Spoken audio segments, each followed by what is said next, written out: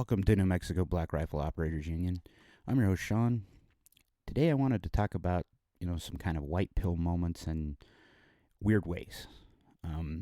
First and foremost, let me talk about what was, I enjoy a podcast, one of the podcasts that's inspired me here, from David Mills. He has something called Male Encounters of the Life Kind.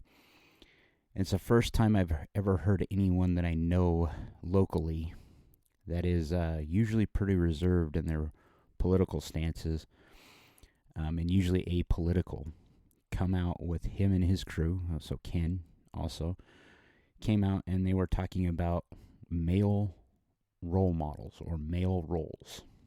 And in today's environment, we need to think about that a little bit and the pressure that is usually exerted by the powers that be, and that the left likes to demonize masculinity.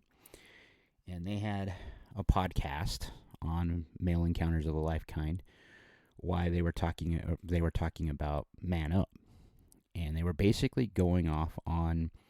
It was one of the most based things I've heard in a while from anyone in the area. Most people here, they have those conversations in silence, well, not in silence, but in private, because it isn't something that you put out in the public nowadays, because I have, but they tend to get you bit by society. And in their case, they were actually just saying, whatever happened to men being men. That's basically what it boils down to. But why I call this a white pill moment is because it's the first time I know of where I know people actually involved in the space where they can actually be canceled, come out and say something that is not 100% alignment with the left. Right now, if you don't believe in, a man can become a woman and a woman can become a man, you're considered an outcast, you're considered an idiot. The reality is there's a biological imperative here that the species will not continue without you having male and female. To that end, male roles have been a thing since forever. So it's nice to see another podcast come out in the area and just say, we've had enough of your crap, we're going hard, and we're just going to go ahead and tell you what we think. Now, the other white pill has to do with these pictures I'm showing you. So on Twitter in the last 2 weeks, and I'm bringing this up because it's relevant to the 2A and to the really, really important to gun control, is that I've said this before that I think gun control is going to die. And this is why. This is the number one reason why I think gun control will fail and has already failed for years now. So 41 years ago, Glock invented a polymer frame pistol with some metal inserts. 42 years ago, there was the invention of such a thing as a 3D printer. Now, technology is advanced, and, Glock pistols really haven't much advanced in that time. They've changed some of the things to make them more ergonomic, to make them more aesthetically pleasing. But the Glock pistol is one of the ones in the world. It wasn't even the first polymer frame pistol, to be honest. I think it was an HK. But it highlights the fact that there's a ton of people that for the longest time thought that 3D print would never make good guns. And on Twitter, there's been an argument between boomer fuds, so people that are convinced that only metal frame guns will ever be a thing and only work, the print or polymer printed guns or framed guns, more specifically, will fail after 1 or 2 rounds. Now, there is 2 groups, and I won't name them both because you can find them very prominently on Twitter. One I think is Not My Broom Handle or Not My Boom Handle, and one is PSR. Well, I just went ahead and named them. But what they're showing off is that you can absolutely print the basic components you need to build a firearm, up to and including the AK-47. Now, there have been other kits that have come out or other designs that have come out for the AK, specifically that tried to replace the trunnion with plastic, and that's not going to work in a gun. Polymer hasn't got to the point yet where it can contain the blast from a cartridge 100%. But if you're using metal trunnions and you're using polymer for the rest of the receiver, say up in the upper right-hand corner, that is an AK-63, I believe it is, or AKM-63. It's a Hungarian 63 Kalashnikov. What they've done is taken a parts kit and they've used the metal key components such as the trunnion, the front sight block, the front gas block, or the gas block, and they've maintained those as metal, but where the sheet metal, which is only 1 millimeter thick or 1.5 millimeter thick, depending upon the model, and they've replaced it with polymer, and that in a different design. Now, to the left of that is an actual 1911, the Boomer Fudd gun. The gun that is 100% by the FUD community. If you don't know what a FUD is, these are guys that, don't believe you need to have an assault rifle to hunt. They're the ones that I don't believe in gun control, and then they use that word, but. Well, the 1911 has been their homeboy forever. They bring out 2 world wars. They don't bring up that they lost Vietnam, but that the 1911 won 2 world wars. Fact of the matter is, I love the 1911. The 1911 is a classic design, and most modern pistols owe some sort of homage to this design. But they do, in fact, make polymer-framed 1911s, and that's what you see left there. Now, notice that these guys, Boom Handles specifically, these guys try to make their guns bright and cartoonish, and I think they do this on purpose by the tone that I'm seeing from them on Twitter, is to show that these do in fact work, and these do in fact are in fact printed. So the one that really is setting the internet on fire right now is the one in the center, and believe it or not, that's an MP5 design that is actually printed. So it's using a metal trunnion and barrel and a metal bolt carrier, and it's using parts from an AR-15 lower hammer, I believe, specifically hammer and trigger kit, that you can drop into this thing. Now, it is 100% printed other than that. That means that if you have the ability and you have the files, or you know how to manipulate the files or get the files or how to make them yourselves, you can actually print yourself an MP5 with a basic parts kit. And I say a basics parts kit because you're going to need a barrel, a trunnion, and a bolt carrier group. And then you're going to need some sort of trigger assembly, because usually those pieces in polymer don't work yet or don't last that long anyway. Let's get that far. Below that is something, below the center bottom, is actually a G3 kit, or a SETME kit that they made. That's a 308 in a polymer-framed gun. So some of these guns, specifically the AK and the MP5, they've rolled up to 3,000 rounds without failure of the gun frame itself. Now, the debate has been always that these printed guns wouldn't last, and that they would get 1 or 2 rounds and they would break. And that's what Boomer Fudds have been going round and round with these guys, and these guys are showing off videos, and these are stills from videos I've taken where they've actually shot them in quick succession, emptied magazines, drums, whatever, to show that these guns are actually a thing.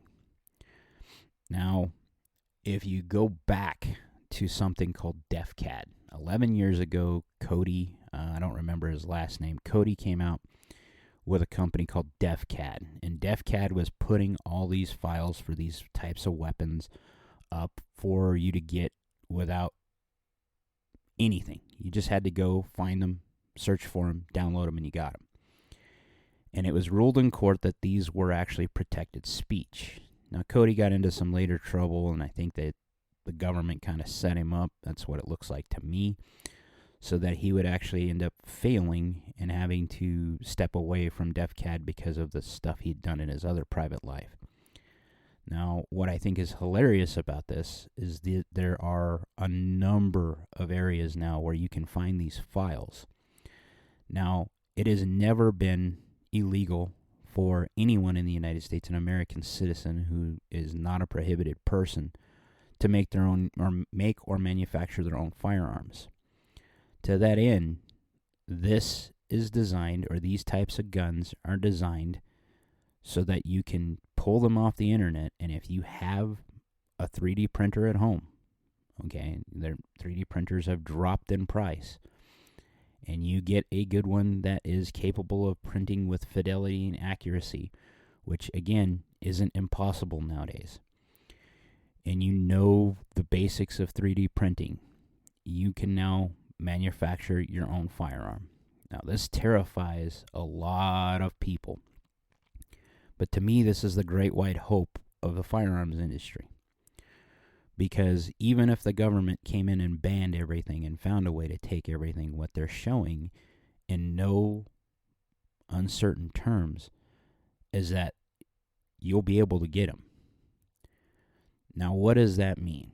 That means that you can hand someone a jump drive with the potential for them to print a fully working or a gun or the pieces, parts for the gun, for you to manufacture it yourself.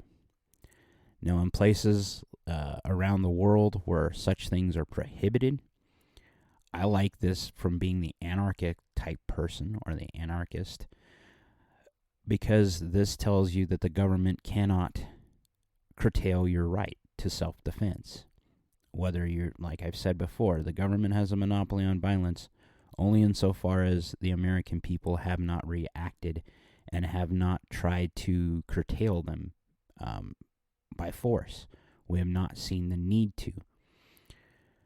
Now, the reason why this is so hilarious is there's such a thing as like the G36 rifle. Okay, so the G36, if you don't know what that is, the HK G36, is basically taking this idea, only doing it about 30 years ago, and making it a reality. Now, there's been controversy about how durable the G36 was, because it was a polymer frame that had a metal trunnion that was not printed, but was the polymer frame was constructed around it or poured around it. And they've said that, in hot environments, these polymers would weaken and the trunnion would start to melt the polymer and cause point of impact shifts. But what they found in reality is that basically the German army shot the barrels out of the G36s, and if they had barrels replaced, the guns were still accurate enough and capable enough to still be in service. That's why other countries other than Germany have still kept the G36. There was enough controversy in Germany that they decided that they were going to step away from the G36 because of this controversy of point of impact shifts. Now, if you look at the lower left, the series of colored guns there, those are all built off of the high power. So the Browning high power. Now, why is that important? It is one of the most prolific guns on planet Earth for the handguns. In fact, Canada just, I believe, quit carrying it as their military sidearm. So this shows that, you can put any gun law on the books, and it doesn't matter, because if there's a will, there's a way, and there's people that will outright say enough's enough, and they'll do their thing. Now, the government has tried to ban these types of activities from happening, but they still persist. And there's been multiple laws that have come up and said you can't have ghost guns or you can't make ghost guns into regular firearms. And they've been summarily dealt with in most cases. There's still a few working through the court cases, the courts right now, to allow this activity to continue to happen.